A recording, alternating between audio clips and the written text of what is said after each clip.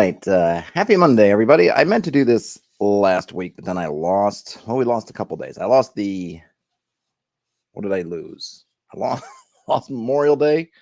And then on the Thursday, I think I had something else that just kind of popped to the front of my mind. And then I forgot, like, oh, yeah, I wanted to do this Candela Obscura thing.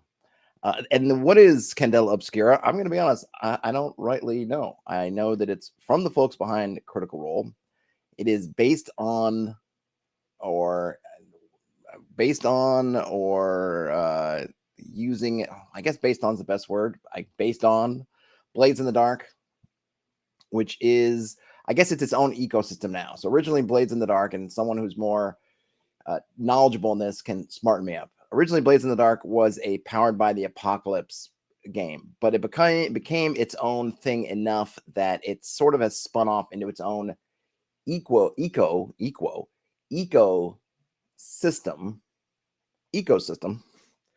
And there's, I think it's called Bands in the Dark is another. I don't know if it's their main sort of engine, and I don't even know. They might still base off of Powered by the Apocalypse. I don't know enough about it to say that if Bands in the Dark and that kind of the Blades in the Dark sort of engine is substantially different than Powered by the Apocalypse, and they've changed the mechanics. I'm not sure, but in any case, it's very popular, and now it has its own sort of ecosystem separate from the Powered by the Apocalypse ecosystem. Though I'm sure there are some similarities still. Hey, R is here.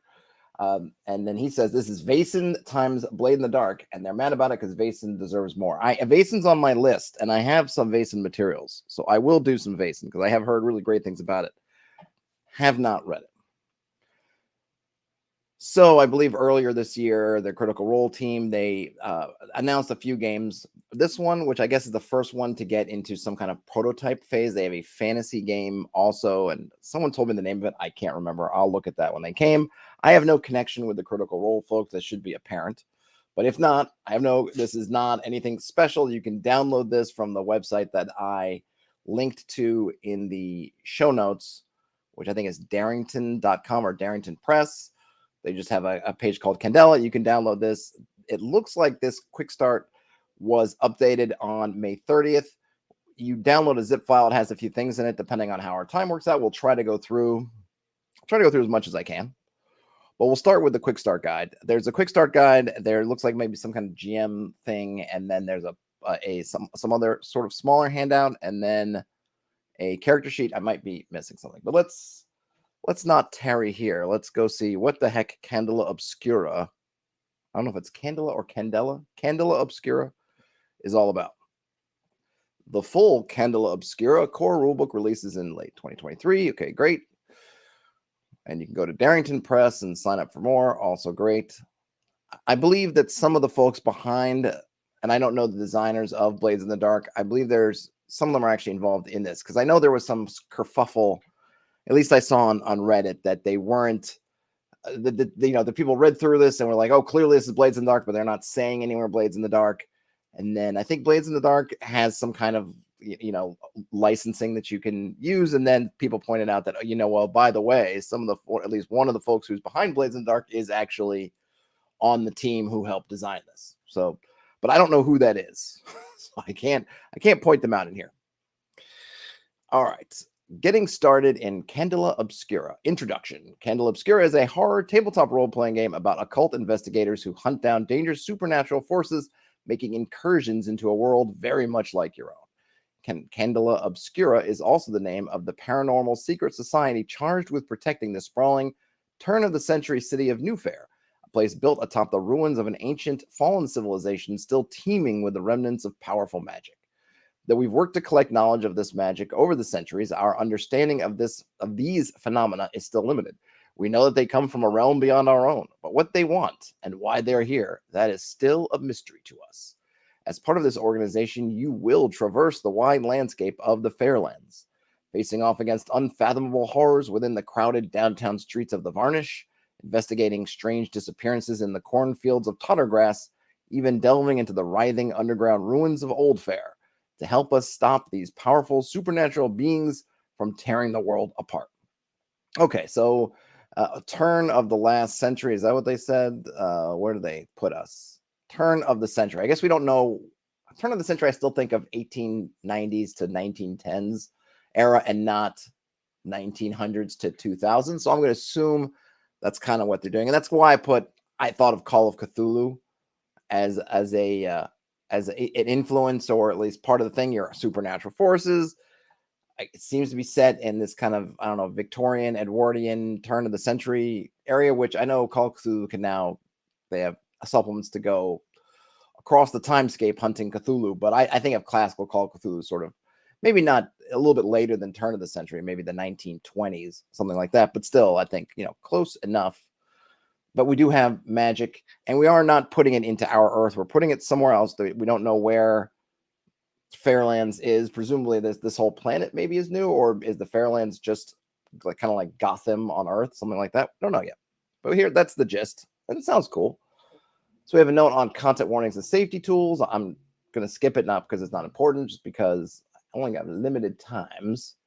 How to use this guide, or I'm going to skip that as well. The rules. Rules of the world. Candela Obscura takes place in a world that resembles your own. The average citizen neither knows about nor would believe in magic or its effects. There is a barrier known as the flare between this realm and the beyond. There are places where the flare is weakened, referred to as thinnings. These thinnings allow metaphysical energy known as magic to seep through the flare. The myths, legends, and folk tales of the Fairlands are stories created to explain real magical phenomena. All right, so that's I like that. Nice, clean, concise. Hey, there's magic, but most people wouldn't believe it, and here's why it's happening and kind of what it really is.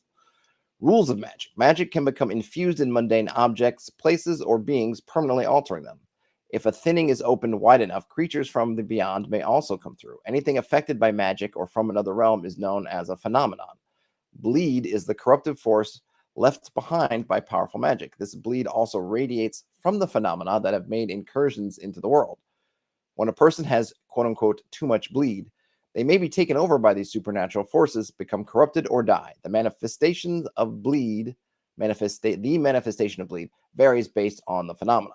People with inherent magic are rare in the mundane world. Many Candela Obscura members interact with magic by wielding powerful artifacts. These items may also reduce, contain, or eliminate bleed. All right, so here is, I think it's, they call it rules of magic, which is a nice sort of in-fiction way, but it's also getting into the mechanics a bit, right? Because I presume that bleed is going to be some kind of meta resource attribute, something you're going to track. As you're gaining bleed, you're falling further away from, if it doesn't seem to be specifically connected to your humanity like insanity is in something like Call of Cthulhu, but I think it's kind of, then you can see where they're similar, right? If you get too much bleed, you're taken over by powerful entities from beyond and you're lost, much like if you gain too much corruption, too much insanity, depending on your game system, similar things happen. The rules of Candela Obscura. Members of Candela Obscura are investigators of supernatural phenomena attempting to protect the world from these dangers by securing and studying them. The organization has a hierarchy that includes a council of light keepers who direct the resources of Candela Obscura. A small party sent out by a light keeper to investigate a phenomenon is known as a circle. This mission is known as an assignment. There are Candela Obscura chapters, local enclaves of many members throughout the world. Each has access via a thinning to the organization's transdimensional vault known as the Fourth Pharos. The Fourth Pharos is the fourth iteration of a lighthouse stronghold that sits within the flare. Inside there are vaults where the most powerful books, artifacts, and phenomena are kept for safety.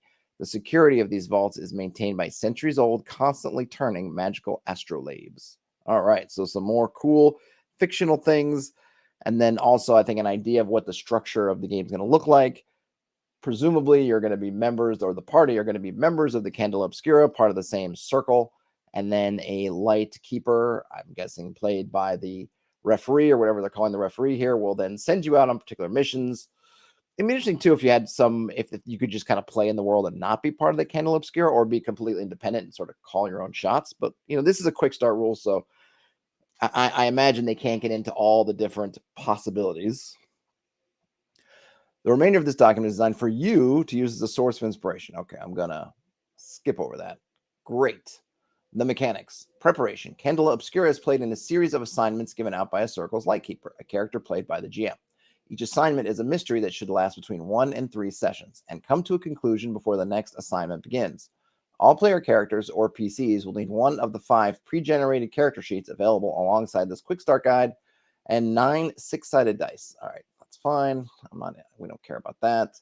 Okay, a circle sheet. All right, that sheet is included in the PDFs in the zip file. We'll look at that at the end, and then we'll need a GM. Great, of course. Dice mechanics. Candela Obscura uses the illuminated worlds, which I think is the generic name for their overall mechanical system, which I think is going to tie all their different games together. And someone can correct me if I'm off on that. Candela Obscura uses the illuminated worlds D6 dice pool system, where when there is a question of whether something will happen and there is a potential consequence if it doesn't, you'll make a roll. You'll make a roll using this pool of dice and take the highest result. On a 1 to 3, the roll is a failure. On a 4 to 5, the roll is a mixed success. On a 6, the roll is a full success. On multiple 6s, the roll is a critical success. You get what you want and something extra. All right, that's pretty standard, right? On to actions. Actions represent your character's proficiency at a given maneuver under pressure. Each can have a rating between 0 and 3, denoting the number of dice you roll when performing that action. The higher the value, the more skilled your character is in that area. If you have no points in an action and decide not to spend drive to add dice to the roll, and we'll see that later on, you can still attempt the action. And in that case, roll 2 dice and take the lower result. Note that you can't get a critical success on this kind of roll, even if you roll 2 6s. And we have an example. Danny wants to check the room to see if anyone in the crowd is closely watching her circle. The GM tells her to make a survey roll. She has an action rating of 1 in survey, so she rolls 1 die. Easy peasy.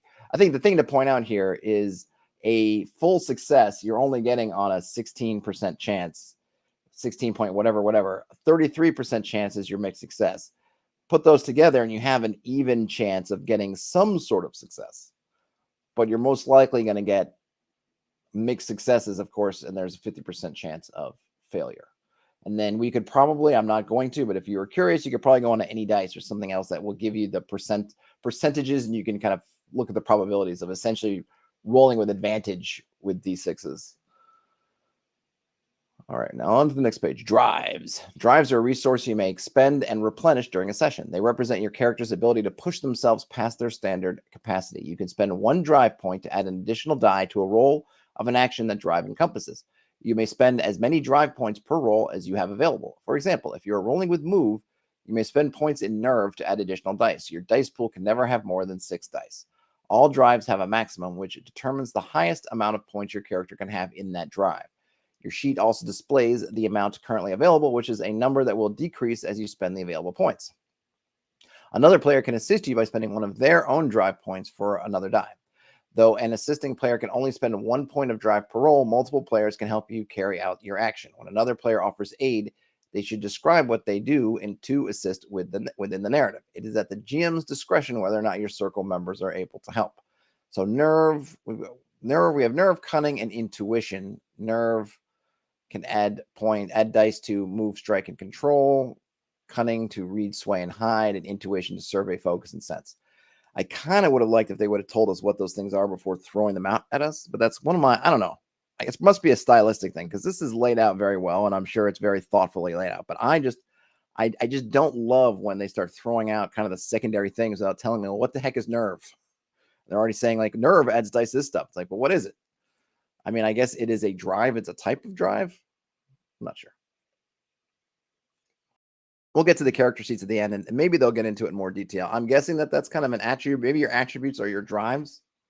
I'm not sure. Unclear to me as yet. Gilded actions. If an action is marked as gilded, represented by a filled diamond to the left of the action, you will always replace the standard die with a gilded die when rolling. If you choose the result on that die, you recover 1 point of the drive associated with the action you rolled. This represents a character's ability to recoup themselves after pushing their limits. You may choose the gilded die with the goal of recovering a drive point, even if the result is lower than one of the standard dice rolled in your dice pool. Oh, okay. Let's leave the example because I'm a little bit unsure. We don't know how they become gilded. I guess maybe it's not important at the moment. Let's see the example. Cat rolls with control to see if their character can successfully pick the lock on a door. They have 2 points in this action, and it is gilded. They choose to spend a nerve drive to add an additional die to their roll. They now roll 3 dice, one of which is gilded, and choose a result. The 2 standard dice roll a 3 and a 6. The gilded die rolls a 5.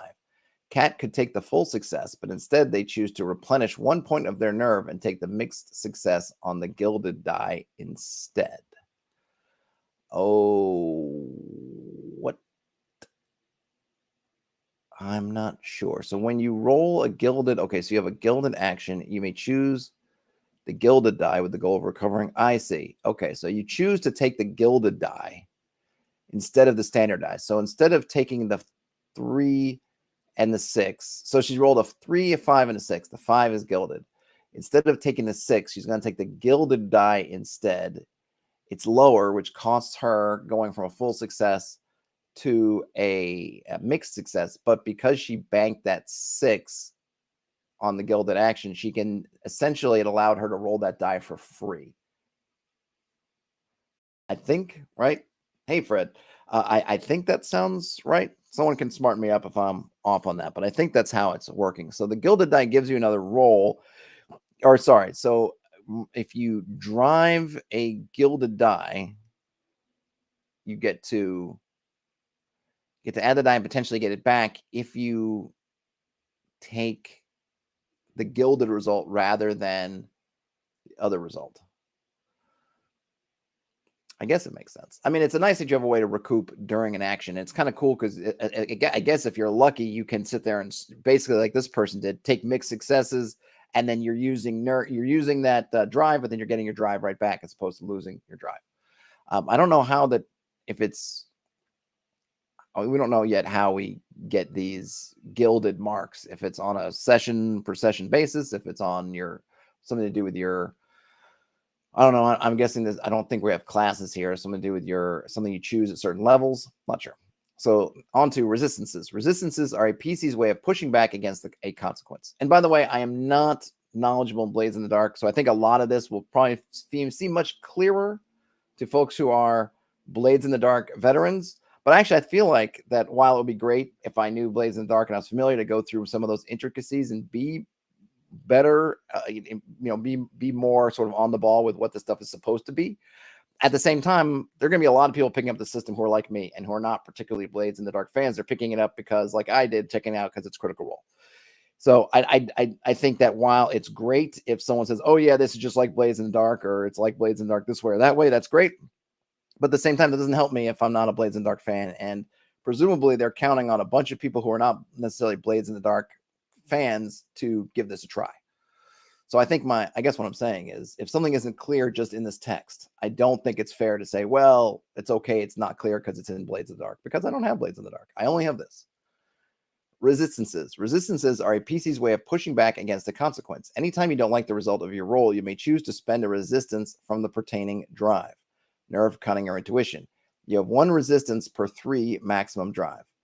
This resistance does not go away if you spend your drive points. For example, if your maximum drive is 4, but you've spent 3 drives, so now you have 1, you still have 1 resistance.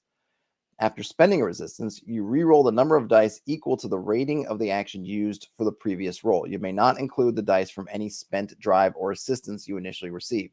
If the action is gilded, you may still roll with a gilded die. If the action you are re-rolling has a value of 0, you roll 2 dice and take the lower result. You must accept the result of the new resistance roll unless you spend another resistance to roll again. It feels like kind of a pushing mechanism, kind of push your luck like we've seen in Call of Cthulhu. It sounds weird. Resistance doesn't quite feel to me like the right name for this. Fred says that they would run a session of Blades in the Dark before running this. I don't feel like you should have to do that. I think if you're saying to me that, Todd, you got to run this other game to run this game first, I would say then this is not a complete game. Like that should not be the thing. It may be helpful, but I feel like no, you should be able to pick this up and run it. So hopefully that's not the case. All right, here's their example. Carlos has 1 point in strike and spends 2 points in nerve to roll 3 dice. The highest result in the pool is 3, so he decides to spend a nerve resistance to re-roll. Because he has only 1 point in strike, he re-rolls 1 die. The new result, why does it do that sometimes? The new result is 4. Mixed success instead of a miss.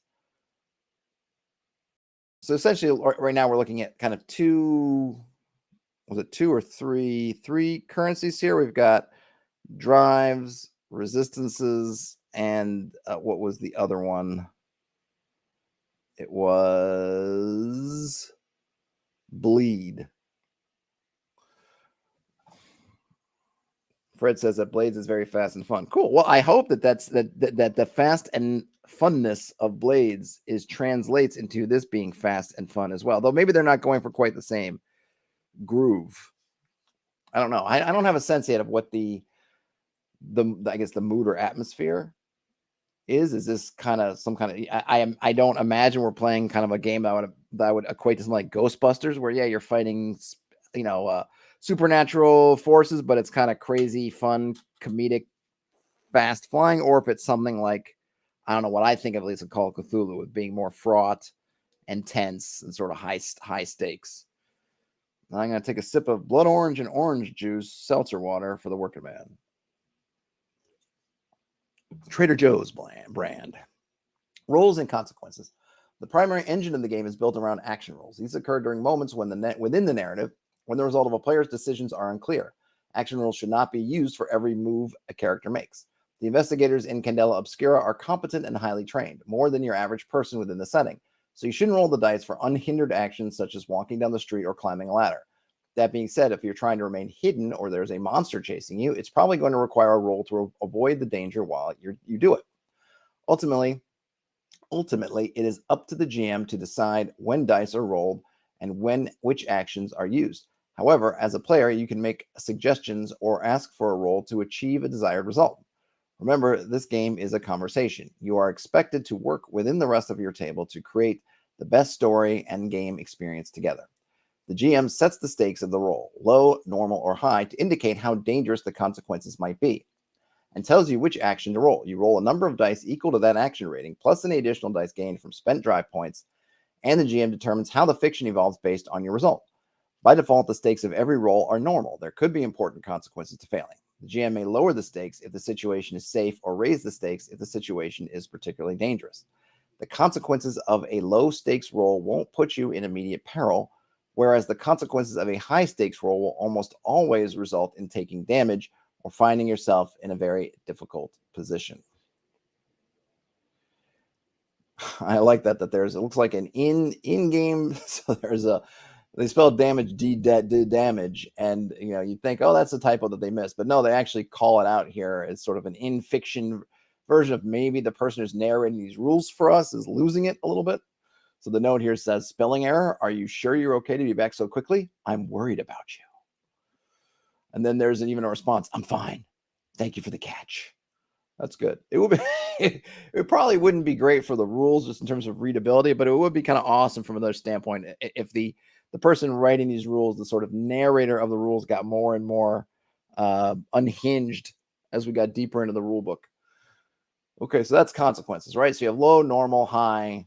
That sounds good. Fighting enemies. Candela Obscura favors investigation over violent confrontation. That is to say, though you will fight monsters, and we certainly hope you will fight many, combat is not the focus of gameplay. Just like in any other portion of the adventure, when your circle faces off against enemies, your GM will make moves based on the player's rolls. The consequence of a failure or even a mixed success might result in an adversary attacking a character and dealing out one or more marks. Your GM may even surprise you with unexpected consequences based on your result. Fred says that they prefer agents of ODD, or agents of odd, and use a timer based off of usage dice. The players do X and they roll usage dice. Timer goes down if 1 or 2 are rolled. Okay, but Fred, what does that usage die actually, what does that timer / usage die actually do for you? Is it going down to some kind of consequence? Like what's the actual happenings? All right, so dealing with fighting enemies, great. Building a character.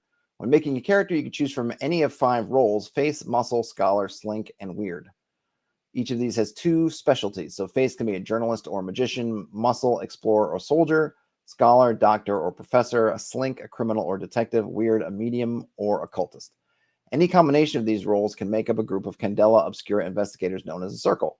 Each role and specialty provides starting values for actions and drives, as well as a list of available abilities. So we do kind of have a skill system.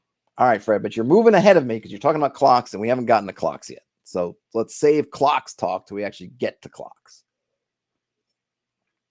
Hey, Ian, Blades in the Obscure are good, or would it be Candelas in the Dark? Okay, so any combination, right? We got that. Role and specialty provide starting values. We got that. So in the purpose of the quick start, we're not going through standard character creation. We've got the pre-gens. That's fine. That's fine. We don't need to go into character generation at the moment. I think we get the gist of it. Connections, gear, and marks. Connections are the bonds you establish between the characters at the table during character creation. Assign relationships between investigators, ask questions about their shared goals, and interweave characters' backstories to foster more engaging gameplay. In the full game, there is a defined method for building relationships. For the purposes of the quick start guide, simply write the name of the character and your connection with them. Okay, so they're going to have something. I always think of Fate, and I forget what they call their kind of connections that you make with other folks at the table, but they're going to have something similar, but they're kind of keeping it loosey-goosey in the quick start, which is just fine. For each assignment, you choose gear from the available list the moment it's needed. You do not need to pre-select items before an investigation begins. You may choose 3 pieces of gear during each assignment. There is also a blank space you can utilize to take something significant, an artifact, weapon, etc. your circle has previously acquired or has access to. Damage to a character's health is tracked using marks, which are made up of 3 different categories: body, brain, and bleed. So body is physical harm, brain is mental strain or stress, and then bleed is magic harm. There are 3 available marks in each category. If you should ever need to take a mark and can't because that track is full, erase all the marks in that track, become incapacitated in the scene, and immediately take a scar. Scars represent the permanent changes that affect a character. When you take a scar, you'll write down a narrative change based on the nature of the attack that caused the scar. If it's body, it might be a limp or a missing eye. If it's brain, you might become withdrawn or reckless. And if it's bleed, perhaps you're always dripping with black ichor on your body, or your body grows small, luminous tendrils where you once had hair. You must also remove a point from an action of your choice and add a point into a different action to reflect how your character has changed because of the scar they now carry. You can return to the game once your circle gets you to somewhere safe. So it seems interesting because it doesn't look like, unless it's somewhere else, that there's any death component. You're going to gain scars. You're going to move your things around. I was wondering, like, if they were going to say, hey, take off a skill point, and then you would somehow die if you lost, or you'd become whatever if you lost all your skill points. But that's not the case. I guess the only way you can really get out is if your bleed gets too high and you don't have some way of counteracting the bleed. That seems to be the one method right now for permanently being out of the game. And it's not good or bad. It's just making a note.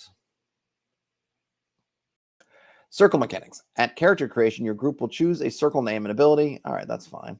After each assignment, the GM asks the 3 illumination questions on the circle sheet, and for each answer in the affirmative, the circle earns 1 illumination. The GM then asks how many players fulfilled at least one of their illumination keys. These are the prompts at the bottom of the character sheet that guide the roleplay of that specialty and unlock a path towards advancement.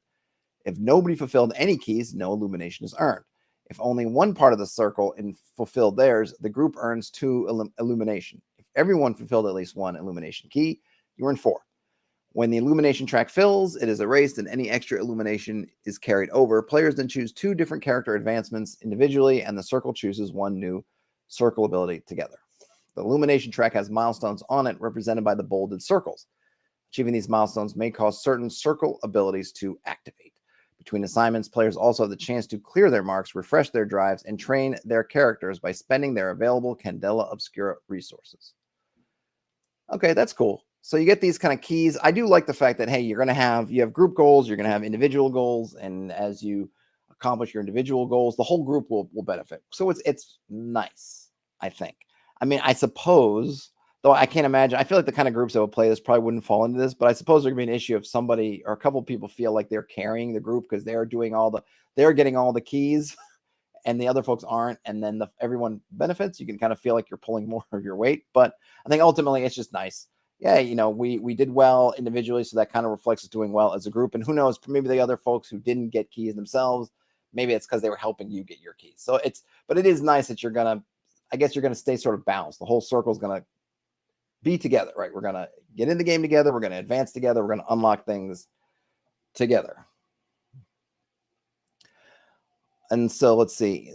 I guess this is in between assignments. You can stitch to heal all of one player's marks. You can refresh to fill all of one player's drives and resistances, or you can train to gain 1 bonus die that you can use on any roll in the next session. So this is all, I guess, what you do in between assignments. And I guess assignments should not take more than 3 sessions. So these are kind of 1-shot to 3-shot sort of bits of adventure. Circles start with an amount in each of these resources equal to the number of circle members plus 1. These resources are not refreshed until the illumination track is completely filled, so use them wisely. Oh, I see. So you can't do these all the time. You can spend these resources, but you don't get them back until you basically go up at illumination level, whatever they call it. Is that what they called it? Whatever it's called. Scars and the legacy of harm in horror. When a PC takes a scar, we encourage the player to look deeply at their character and consider the way they might change throughout the campaign. You might say, my character was injured and now walks with a limp. So I'm moving a point from move and putting it into survey. My character has new mobility constraints and experiences pain, so they will be slower on their feet. They will also be more observant of their surroundings because they want to avoid danger and protect their fellow circle members from harm. Cool. Equally, you might decide, my character was injured and now walks with a limp, so I'm moving a point from survey and putting it to move. My character is afraid of being injured again, so they know how to get out of the way of attacks and are quick on their feet. Because they're experiencing a new fear as a result of their injury, they're more focused on moving quickly than staying observant of their surroundings. Excuse me. In other words, there's no real wrong answer. Right? Everybody can you can pick and choose. So two people get the same thing happens to two different people. They may go in opposite directions or they might go in different directions. It's all good. When you make choices regarding your character's injuries, remember, people are affected by harm in a myriad of ways. Disability and mental illness are facets of the human experience and are not convenient. Not convenient narrative beats behind evil actions or quote-unquote evil people. Players should build their characters with care so that they can explore the world of Candela Obscura to the fullest. Due to the legacy of harmful mental health representation in the horror genre, we would like to clarify. Brain marks represent mental and emotional stress. In the same way a week of long work days, a friend receiving an injury or witnessing a death, violent or otherwise, would weigh on a person in your world, Candela Obscura members face stressors and traumatic events that impact them beyond the immediate moment. If a character takes a brain scar, consider how the traumatic or stressful events they've experienced will affect them long term. And then there's a couple of handwritten notes here. I've missed some of these other handwritten notes, but this one seems good. I've only heard stories about this. Did you see one? Yes, she nearly took my arm off. I can't see it. The Western Cliffs. I have one of her teeth in my office. Okay. Or is this what it is? Oh, maybe does this? I'm not sure. Maybe do these two relate? I'm looking at the picture here in the thing. I don't know. And I think the point being is right to be mature and be thoughtful about what you're doing with how you are utilizing the mental stress or how you're utilizing the scars from brain marks with your character, right?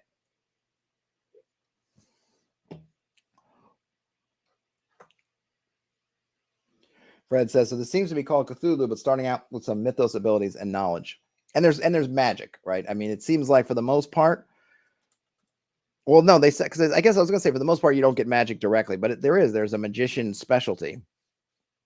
There's definitely magic, but it is inherently dangerous or inherently corrupting with that bleed, because you get bleed. And so if you don't have ways to get off the bleed, that's kind of slowly sort of corrupt you in quotes. So yes, but it definitely has a Call of Cthulhu vibe to it for sure. Character changes from scars may manifest in a variety of ways. All right, I'm going to skip these so we can keep on moving on. In our experience, role-playing quote-unquote insanity is neither ethical nor mechanically viable. Scars, especially brain scars, should be understood as a change, never a lessening. While bleed scars may seem removed from this discussion, you should treat them with similar care. The addition of magic does not make the experience of harm any less human. Furthermore, we often analogize what we don't know, rituals from other cultures, sacred rites, and practices from traditions that aren't our own, to be strange or mystical. When crafting the magic in your game, we ask you to design with empathy. Every table is different, and many may not appreciate having deeply sacred symbols, artifacts, and rituals fictionalized. And then I'll read their quoted text here, kind of the example. My character witnessed something terrible, and in retaliation, a monster cut the pupil of their eye in half. They now see mysterious apparitions overlaid on the mundane world. They are afraid of this change in themselves, but don't feel safe telling anyone about it for fear of endangering an innocent person.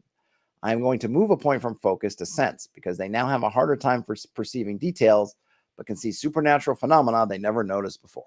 All right, and now we have a table or a chart for some examples of scars.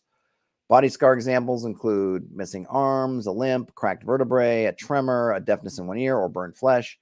Brain scar examples include anxiety around crowds, fear of deep water, consumed by guilt, lowered confidence, hero complex, or jumpy at loud sounds. And then bleed scar examples include eyes that don't blink, vampiric teeth, purple blood, elongated fingers, elbows that bend backwards, or constantly exhaling smoke. All right, so very, very interesting. I wonder what vampiric teeth are supposed to be, because it doesn't seem like it seems like the system of scars is you're not getting something with a lot of mechanical benefit, but you are getting to move your points around, so you can, which I do dig that. I like it that you've got this new change, so that I like the example, the guy moving more slowly becomes more observant because he's got the limp. He's got to be more careful where he steps. Therefore, he's looking at things more carefully in the environment. Therefore, his movement goes slower, but he gets his perception type check, whatever they call it, I think called survey, moves up. I like that. Something like vampiric teeth, I'm curious what that means. We don't get any sense of what it's giving, what it's taking away, because I'm hoping you're not just getting a free, like, ooh, when I bite people, I heal hit points or whatever, heal whatever they call marks. So I'm not sure what that means. It would have been nice to get I think along with this chart, some of at least some ideas of what are you getting and what are you going, because vampiric teeth in particular, or purple blood is more or less, it seems just cosmetic, but you could say maybe you lose one on your, I don't know. I mean, I guess maybe ultimately I'd love to see a little bit of some more of these examples in terms of this chart, and kind of what do they see as the give and take between some of these, especially the bleed ones, because they are kind of esoteric and mystical. The setting of Candela Obscura, the Fairlands. In the northern country of Hale lies the fertile valley known as the Fairlands. Over a decade, the world has grappled with the effects of a fierce cold snap known as the Shiver. While many countries face shorter growing seasons and food shortages, the relatively temperate valley of the Fairlands provides for Halan citizens. Unfortunately for the people of this region, the land and its resources are highly sought after. When they're not defending their borders from invasion, they're catching their last breath before the next attack. For instance, we don't want Shadowrun vampires that are way too OP, players running around begging vamps to bite them. No, we don't. It'd just be good to see. Like, we get one example of how the eye gives a point to sense and focus, but I'm not sure what the teeth would, what would be the equivalent? I mean, I don't know I guess I have to look at their character sheet to see kind of what all the kind of skills are and such, to get an idea of, well, what would you gain from vampire teeth that's not because remember that the eye one, you're not getting a magical ability like to see invisible. You're just getting better sense. You're fictionalizing and, I can see some things that are supernatural, but you're not actually getting a new ability. If you had sense 1, you get this scar and you bump up sense 2, that doesn't put you on something superior to somebody who had sense 2 from jump. You guys are the same, you're just doing it in different ways. So I want to know, well, what would be the equivalent of that with vampiric teeth? Because the name sounds like I have teeth that are vampiric in some way, but how does that relate to a skill? And then what would be obviously we probably don't need to know like what skill you're taking away. You could probably choose, but it'd be nice to know what is the actual mechanical, right? Because it's a mundane skill. What would be the mundane skill that you could boost up one because you now have vampiric teeth? I'm not sure, but I don't know the skills. Okay, so the Fairlands, it's a valley. It's resource rich, but in sort of constant conflict. And then the last great war. Over the glass sea, across the vast chasm, lies the country the New Farrens have come to refer to as Otherwhere. Though relations were peaceful for decades, in 1898, the distant powers sailed their military forces to Hallow Harbor to capture the agricultural resources of the Fairlands. The war lasted for roughly 6 years, and the Fairlands and its citizens suffered immensely. Food and other natural resources allowed the people here to sustain themselves throughout the conflict, but it was the discovery and harnessing of electricity, first in New Fair and then across all of Hale, that allowed them to push back the colonizing forces of Otherwhere. In the wake of their victory, the city, always a hub of immigration, suddenly flooded with war refugees. Though the population boom was daunting for wartime infrastructure, the cultural adaptations born from this time transformed New Fair into one of the most vibrant cities in Hale.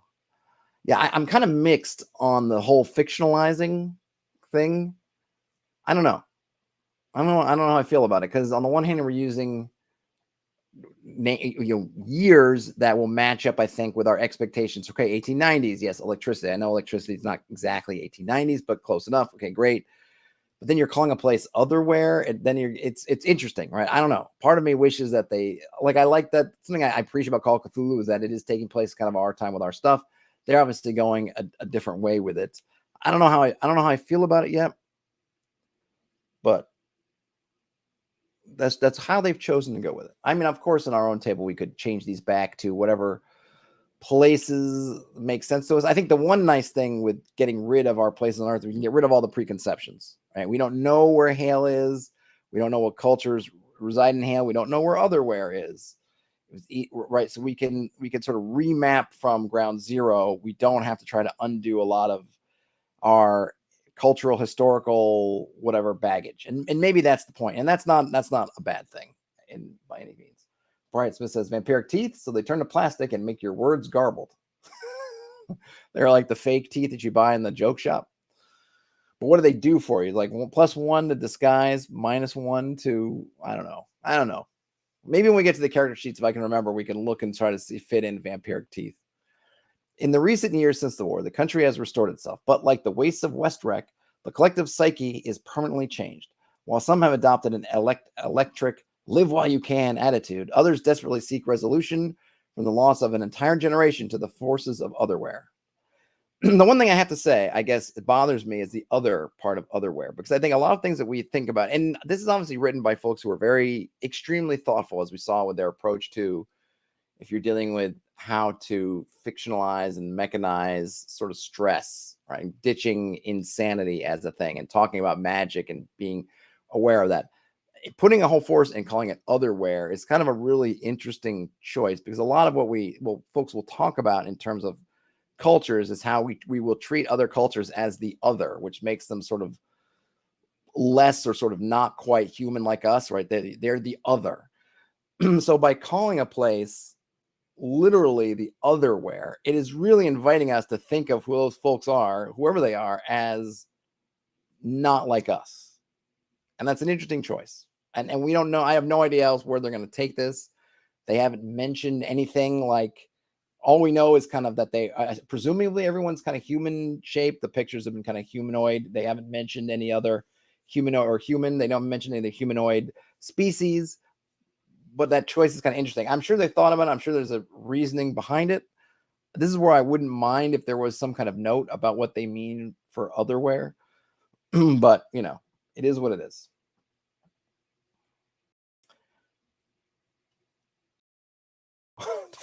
Brian Smith on vampiric teeth says -1 to dentist appointments. Perhaps. The language of Hale. Many of the words found within this text are English translations of the Halen language. This is particularly apparent in the names of places. You'll notice that many regions and districts are called exactly what they are. For example, Westrek is the land to the west of New Fair that was ravaged during the last Great War, because the Fairlands were conquered so often and remained so diversely populated over time. Halen citizens found it easier to speak frankly.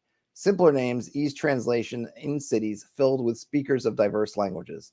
To some, the directness of Halen's speech is considered rude, while others find it trustworthy. All right, so so obviously we kind of knew it before, but we're definitely now know this is coming from a Hale.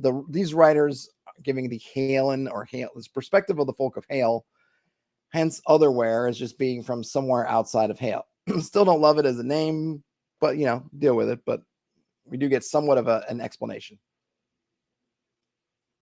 And GMs are welcome to create their own Halen words. The city of New Fair is a sprawling and diverse city on the western coast of the continent of Hale, filled with technology that resembles our own during the turn of the 19th century. The civilization stands upon the ruins of its ancient alchemical predecessor, known as Old Fair. This place embodies the perpetual integration of the ancient and the innovative that occurs within such cities as Edinburgh, Lima, New York, Paris, and Istanbul. In New Fair, citizens are nestled within historical brutalist architecture and the recent evolution from Art Nouveau into Art Deco. Here, modern development consumes arcane history, and players grapple with the great forces that rule the mundane world: the ascendancy, the primacy, and the periphery. Fred suggests that I get Esoteric Enterprises. Well, I will definitely check it out. It's kind of beyond the purview of this, but I'm all for all kinds of different things, especially if they contain good charts. All right, so the triumvirate the triumvirate is these three parts. First up is the ascendancy. That's the official religion of the Fairlands. They are led by the ascendant, an official appointed from within the faith. They have incredible influence and, like every aspect of the triumvirate powers, are highly corrupt. Nice. Next up is the primacy, the central government of the Fairlands, led by an elected official, the premier. Members of the chamber work beneath them to make decisions for New Fair and its surrounding districts. Though the primacy claims to be a distinct entity, they collaborate closely with the other facets of the triumvirate. Sorry, I just need a drink here. My voice seems to be leaving me. And then finally, the periphery, the police force within the Fairlands. In the wake of the last Great War, the periphery inherited military technology that is incongruous with the supposed goal of interfacing peacefully with Halen citizens. The captain of the periphery is appointed by the premier. Thus, they are seen by many Farans as the violent hand of the government. So that's the kind of idea of the power structures. Note that they all seem to have kind of an evil or at least not good bent, right? The ascendancy, everything is seen to be corrupt. The ascendancy, the religion's corrupt. The primacy, they've told us, is also corrupt. And the periphery, working in hand with the primacy, overstepping their bounds, moving from police into some sort of a paramilitary organization.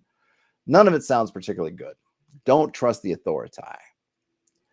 And then we have Old Fair, which I'm going to kind of breeze through. I'm not sure how much more I've got, but I'm looking at I've got about 12 minutes left. So I'm going to leave some of the more descriptive parts. You can come back and read that at your leisure. I do want to read this box on systems of power. The systems of power within the Fairlands are designed to provide a scaffolding for the very human aspect of the horror genre. This is especially evident in the criminal specialty. This character type is the foundation of a person who, for one reason or another, finds themselves on the wrong side of an unjust policing system. When you play with Inhale, craft both a hero and world that best supports the monsters you wish to defeat. Okay. Good to know. So presumably, even if you're a criminal, you're essentially a good guy. You just happen to have gotten on the wrong end of the law. And we have some districts. Again, I'm going to skip. We have a nice map of the Fairlands with some woods. Got some mountains. Got a lighthouse, town. We have some hills. The West Wreck. Nice big river. Some fields. Looks like another fortress out here. Doesn't seem like a huge area. And then there's this chasm, which is interesting because it doesn't seem to go through the whole. It doesn't cut the world in half. But obviously, it's an interesting geological phenomenon, not to be confused with a magical phenomenon, because it looks like water from this image is pouring into the gap from both sides. But it doesn't go all the way. So the water that's on one side of the gap, I guess, flows down. Instead of flowing across, it kind of loops over and down and then back in. I don't know how that would work, but I guess it does. All right, so we get the landmarks, the Sea Sway, the Tottergrass, the Verge, the Bridalborn Mountains, the Scarlet Wood, and the West Wreck. Where was they didn't, I was going to read on the Vast Chasm, but they didn't give it to us. Okay. Then we have some more information on the Candela Obscura itself. It's a secret society of investigators whose primary aim is the survival of mankind against supernatural forces. Your involvement with the organization begins with the mysterious tales set in the Fairlands with Inhale. However, their origin predates even the city of Old Fair, back to the city of Regular Fair. Brian Smith says, can't even trust the flow of water. No, you don't. Whoops, you cannot. I'm just going to read the box text because I want to get to some of the other assets, presumably. So the key assets are the fourth Pharaoh is a vault located within the flare that houses phenomena to keep them from corrupting the world with bleed. The chapter house archives. Every chapter house, the secret meeting location for each Candela Obscura circle, contains a highly protected collection of books, artifacts, and records. Light keepers. Veteran members of Candela Obscura who are retired from fieldwork, they oversee circles of investigators, sending them out on assignments. And then we have notable figures, Shaila Baduri, Naomi Malik, Robin Suarez, and Xander Ikari. And now we have some additional organizations. I'm just going to kind of breeze through them. The Exoteric Order of New Scientists, aka EONS. The Office of Unexplained Phenomena, also known as OOP. And then we get an example assignment. This one's called Dressed to Kill. So I'll just read a little bit of this. We can get an idea of what these assignments are like. The premise is, at the New Fair World Exhibition, a woman models a stunning dress made of a color the world has never seen. During the presentation, she collapses into a pile of glowing bones and viscera. Candela Obscura comes to investigate what happened to her. That's cool and gross. What is actually going on here? The Radiance Corporation is prepared to take the world by storm with its stunning new export, Undark, a pigment they can incorporate into any material. It is a shade of green not yet encountered and has a glow no one can explain. The secret behind the substance, in the corporation's mines along Bitter River, they've captured a primordial creature and are harvesting its venom. Is Eons involved? All right, so there we go. We've got a situation. Something odd has happened. It kind of feels like a Monster of the Week sort of episode, right? This has happened. Oh my gosh, instead of calling Mulder and Scully, they've called the Candela Obscura. We have a list of threats. We have some enforcers, some cave wraiths, and then contamination. And we have some NPCs, Cecil Wallace, Olu Adji, or Adjai, Kiko Nakamura, and Booker Davis. And then we get some themes. Exploitative capitalism, community versus corruption, destruction of nature, danger beneath the facade, industrialism. I like those. That's cool. The idea of having themes is nice because it gives you those touchstones. If you're a GM, if I was running this and something was happening, I'm wondering, well, they could do A or B. I could look at those themes, say which choice of what could happen here would best fit the themes, and then that would probably help me pick out what to have. Atmosphere, massive machinery, electric lights, inventors and capitalists, crowds from around the world, innovation, an eerie green glow, incredible poverty, disformed bodies, otherworldly screams. Also nice when I'm setting up scenes, I can look for some of those atmospheric cues. And then our adversary is the Radiance Corporation. It's an exploitative company. They're painfully extracting venom from a primordial creature and hiring workers in the Bridleborn Mountains for criminally low wages. They have ties to Eons and prioritize their bottom line over human life. Brian Smith says, got to have that chemical spill into the river, Chicago River on St. Patrick's Day. Could be. And then we get some history. We get Hook. We get some stuff on the Arrival, some exploration phases, an escalation phase. They didn't really touch on I don't think they touched on an overall. It would have been nice to have a generic overall idea of how these assignments work. We don't have that, but we're getting these. I mean, we can, look, it's not hard to place. Escalate, climax, epilogue. And then what are touchstones? As you set off building your own adventures within Candela Obscura, we recommend drawing from the same cultural touchstones that inspired us. I see. So we have a little appendix N. Includes books like The Night Circus, Fairies, Neverwhere, Scary Stories to Tell in the Dark, A Darker Shade of Magic, Frankenstein, and Sherlock Holmes. Also including comics, Hellboy, Bizengast, Constantine, Department of Truth, and The Invisibles. Films and TV include The Prestige, As Above, So Below, Crimson Peak, Penny Dreadful, Ripper Street, and Arcane. And finally, video games, BioShock, Bloodborne, and Elden Ring. So there you go. And there is the end of book 1. So what do folks think? It's in terms of the rules. I mean, again, I have no Blades in the Dark experience, so I can't speak to it in terms of what it's changed from Blades in the Dark. What I saw some people were talking about. I'm sure you can go on Reddit if you're a Blades in the Dark person or you're interested in that. I think if you go into Reddit, you do a little searching, you'll find where people were discussing these things. I know they changed some of the names of things. Some people thought that was a little bit confusing. The only one that I felt was weird was Resistance, because it didn't seem to match up with me in my mind when I think of what Resistance is. But, it's a small matter. I think it seems fine. It does definitely gives me, it definitely feels like they're going for a Call of Cthulhu vibe, but it's not as gritty. I'm guessing it's Call of Cthulhu. It seems like it's more abstracted away. Like I feel if Call of Cthulhu is you're kind of getting down and dirty into the details.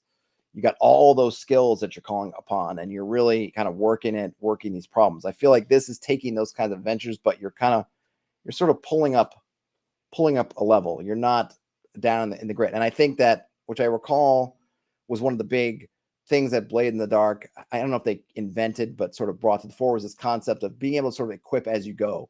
That, hey, you're going to get you're not going to fill out your gear up front, so you're not planning in advance like that, like you might in an OSR campaign, or maybe in Call of Cthulhu, where you're like, okay, we're going to Alexandria, we're going to go leave Alexandria, let's say, to go on a dig in the desert, so we need water, we need shovels, we need lamps, right? That kind of thing. Instead, it's okay, we're going to go on blank, and then when we're in there, we realize we need something, we can do that, but then we have a limited number of items. So you get to play a little bit more loosey-goosey, which is going to work great for some. I think it's definitely going to you're going to move faster, right? Because if anything, as we all know from all different games, and you start getting into supply and doing all that stuff, you can grind your gears slowly as you sort of churn over that. Whereas if you this way, you can sort of just get into it quick and easy. I don't know yet what it gives up in return for that, because part of what I like about Call of Cthulhu is that, and I've only played a little bit of Call of Cthulhu, but is that sort of grittiness. You're sort of down in those details, and not to say that you can't get there, but it's a little bit different, I think, when you have very wide categories of skills, as opposed to having all the granular skills that Call of Cthulhu has. It really, I feel like that lends itself to thinking of very specific things you can do because you're looking at these specific skills. Whereas when you have these really broad skills, it just works. It's just differently. I haven't watched any. Obviously, I haven't read this before. I have not watched any. If they have, I don't even know if they have any. If anyone's run any kind of one shots or sort of intro games, I don't know how it plays yet, but it's definitely seemed interesting. Maybe it'll hit a lot of folks' sweet spots, because I think there are a lot of people out there that maybe don't want to get as gritty in a Call of Cthulhu with the D100 and all that stuff. And here's something where it's moving with just some D6s, so that's easy enough. You get to play fast and loose with the sort of equipping, supplying stage of things. I like the kind of group stuff it's giving. I like the idea of the circle. You're going on missions, which also gives it a nice structure for playing something quick and fast, and maybe sort of one shots. Everything's really, there's a lot of speed involved, which I'm guessing is part of that Blades in the Dark. I was going to say, what's the word I'm looking for? That they inherited from Blades in the Dark. Roll for Success says there was a Victorian era color called Paris Green or Shields Green that was toxic to the wearer, so that starting scenario is sort of cool. I am absolutely sure that that was exactly what they pulled that from, but it's cool.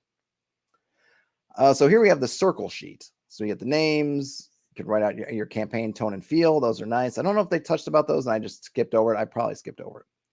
You get to write down your details.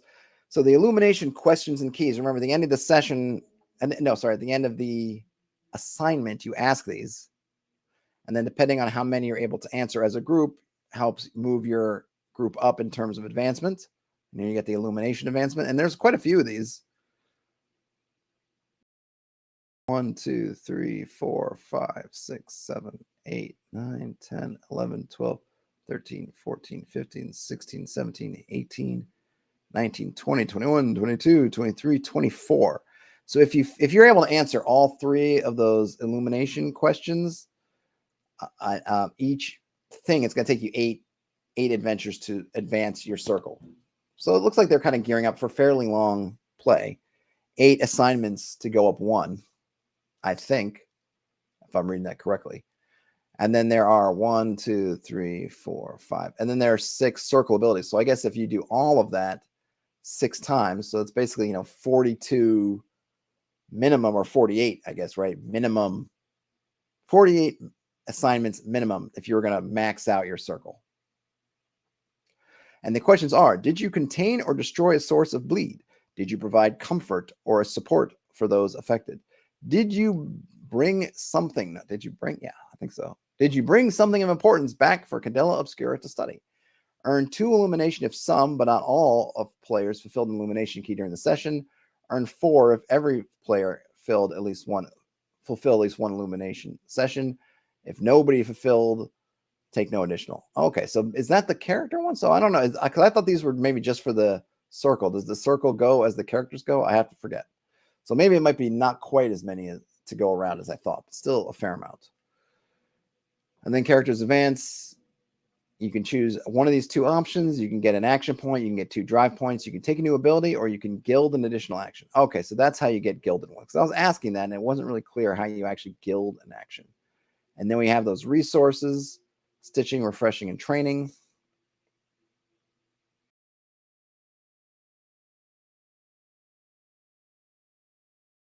Oh, and maybe it's okay. Maybe I was misunderstanding it. So it seems like maybe the characters advance when the circle advances. So you're not checking yourself, you're checking against the entire circle. And then the circle abilities. So you choose one to start, and then you get one. So actually, sorry, you don't have to go 6 times, you have to go 5 times around. Still seems like you're gonna have to do like 30 adventures or something, 30 assignments to get maxed. So the first one is stamina training. Your circle has 3 gilded dice at the beginning of every assignment that you may add to any roll. Once a dice has been rolled, it's expended. That's cool. Nobody left behind. When a member of your circle takes a scar and drops incapacitated, any rolls a player makes in the scene to protect them or get them out of danger gets +1 die. Forged in fire. When you help an ally on a roll, if they don't succeed, you both earn back 1 drive point of your choice. That's cool. Interdisciplinary. When choosing a new ability during character advancement, once per campaign, each player may choose an ability from a character role or specialty outside their own. That's nice. And then resource management. When your circle hits a milestone on the illumination track, earn back 1 stitch, refresh, or train resource. And so it's kind of hard to tell from this, but because I was looking at the circle advancement, they talk about bolded circles. There are, it looks like 3 bolded circles, because it kind of can read that as all the circles are bolded, which is how my eye first looked at it. But I believe the reality is it is, and see, they have kind of a little inner circle here. There are 3 bolded circles in case you were, in case you were a little bit flummoxed by that. And the last one last run. When you select this ability, the next time you fill your illumination track, your circle will retire from service. Everyone takes all 4 options during this character advancement. That's interesting. Kind of might be one to take if maybe someone's leaving your circle or you're getting a new crew, or I don't know. There are probably some reasons why your characters aren't done, but your circle is done. And then finally, we get some pre-gens. We could fill all the stuff at the top. And then this roll has the slink, which is, they've got, let's see, they have 1 option here. You get more in the full game, scout, and specialist criminal. They have street smarts and leverage, and there are others that come out in the full game. And their illumination keys, this is for them personally. You need to do something illegal, make a deal, stand up to authority. And then you have all these tracks for all the different. Seems like you definitely want a pencil. Play this one in pencil, or be prepared to print out a lot of character sheets. If you're rough with your eraser and your pens, or you're rough with your erasers, or you're using pens. And I think we're just going to get several versions of this. Scholar, got well read. Specialty professor, they got a steel mind. They can do chemical concoctions. Their keys are mentor and ally, reference research, make a plan. And then the face, I know a guy. And their specialty is magician. They have misdirection and the prestige. They didn't put the prestige on their thing, on their list of their kind of little appendix N, which blows my mind since they literally are calling it out here. And it seems like it would fit. And then finally, we have the weird. Let them in is their special, and they have a specialist occultist, ghost blade, and extend your senses. And their keys are consult arcane texts, collect oddities, and act bizarre. How bizarre? How bizarre? Oh, we got another one.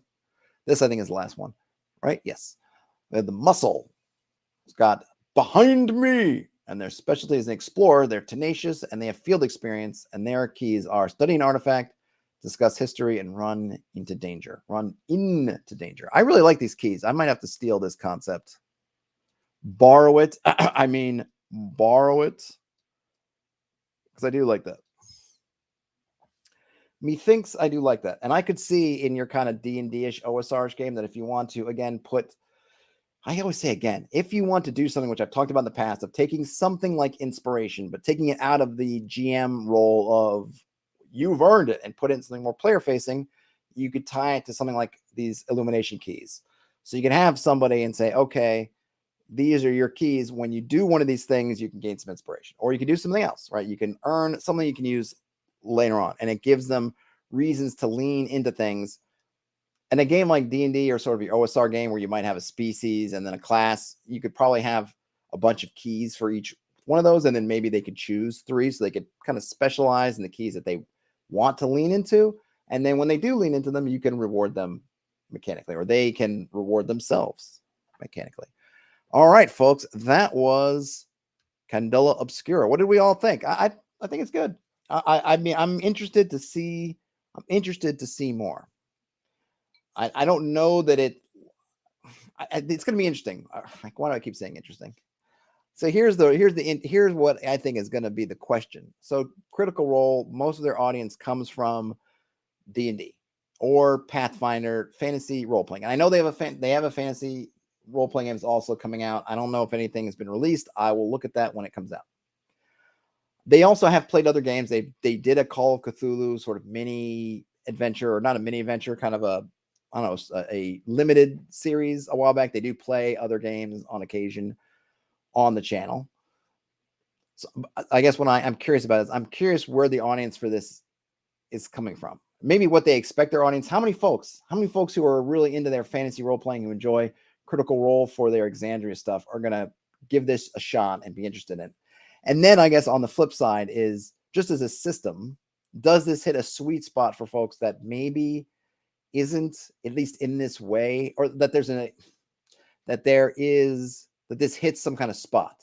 It's not Blades in the Dark, but it's got some Blades. It's got some, and again, I'm not huge Blades in the Dark scholar, has some or a majority of kind of Blades in the Dark or Blades in the Dark associated systems in it, but it's not Blades in the Dark. It has this Call of Cthulhu vibe to it and sort of setting. It's not Call of Cthulhu. And then it has a kind of a magic, a little bit of, you can call it a Shadowrun. There definitely seems to be a bit of a Shadowrun idea going on, though maybe it's almost as if, like, what in Shadowrun, there's just the big event that then just brings all the fantasy stuff into the modern world. In this case, it's almost like if that was happening really slowly, or like that, whatever was holding the fantasy stuff from Shadowrun back, it's like it's here. It's a little bit different, but there are definitely some Shadowrun-ish vibes, obviously in a different time frame. So I'm curious how folks are going to take to this. Is this filling a gap for somebody? Or like, oh, I didn't know I needed this until I see this, and now I need it. It's kind of interesting that they're doing this first, or at least it's further along in development than the fantasy one. Maybe it's not. I don't know. This is the one that just hit my attention first, because I would have thought maybe it just as a bold, just business person, get the fantasy one out first, get people with their appetites whetted that are closer to your core, and then come out with these other ones. But I think this one seems to be coming out first.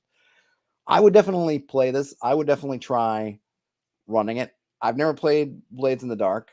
And as Fred mentioned that you should play Blades first and then try this, I'm not going to do that. If I want to try this, I'll just try this. If I want to try Blades, I'll try Blades. And I don't think a game, and they're not saying this, but if this game comes out, they're like, well, you need to have played Blades first to appreciate this, then that to me would be a giant misstep. I didn't see anything about clocks, because Fred had mentioned clocks. Didn't see anything about clocks.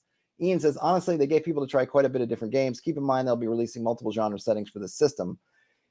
Yes, I do. I'm just curious. It's just curious because where their kind of wheelhouse is in terms of their fandom. But I'm glad they are, because I really feel like one of the things that I don't even know when this happened. I don't want to sound like old man cloud time, but I don't feel like people were so tied to one system before. I felt like my recollections anyway, it seemed to be of people being more open to playing a bunch of different things back in the day. Now, I don't see that element's still there, but at least the way the internet, you would talk to people on the internet and you would think that they only have room for one system in their lives, maybe two.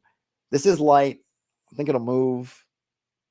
I'm curious to see how, when I see more scenarios come out, is this going to follow basically kind of a Monsters of the Week thing, or is this going to follow more campaign style, or are they going to give some guidance to how to chain together a bunch of these into a campaign? One of the things I like about Call of Cthulhu, I've never played one, but what draws me to it are the big campaigns where you're globetrotting and you're taking out small things and then bigger things, and then finally you're Nyarlathotep or whatever, or Cthulhu rises from the waters, then you get to deal with them. Like, does this have the similar thing, or is it more little self-contained bits? We don't get a sense of that in these quick start rules, but I'll be wanting to follow that.